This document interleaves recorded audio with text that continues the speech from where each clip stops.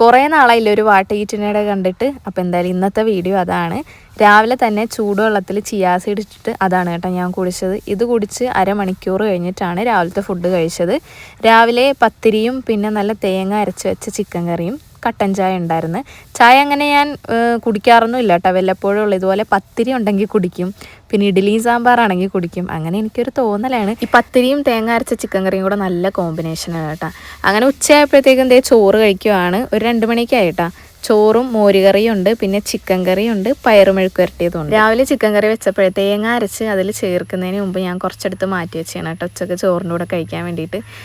ചോറിൻ്റെ കൂടെ തേങ്ങ അരച്ച ചിക്കൻ കറി അത്ര ഒരു കോമ്പിനേഷനായിട്ട് എനിക്ക് തോന്നിയിട്ടില്ല. പിന്നെ ചിക്കൻ കറിയിൽ കുറച്ചധികം കിഴങ്ങുണ്ടത് ആരും മൈൻഡ് ചെയ്യണ്ട. പിന്നെ ഈ ഒരു പയർ നല്ല ടേസ്റ്റാണ് കേട്ടോ, ഉമ്മ ഉണ്ടാക്കിയതാണ്.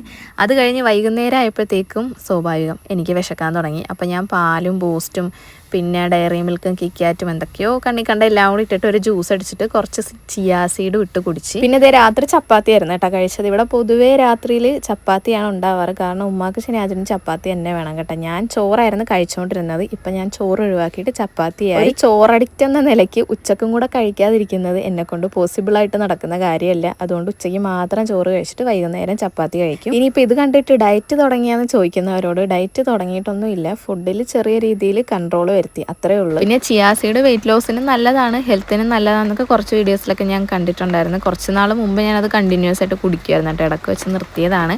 അപ്പോൾ അത് വീണ്ടും സ്റ്റാർട്ട് ചെയ്തിട്ടുണ്ട്.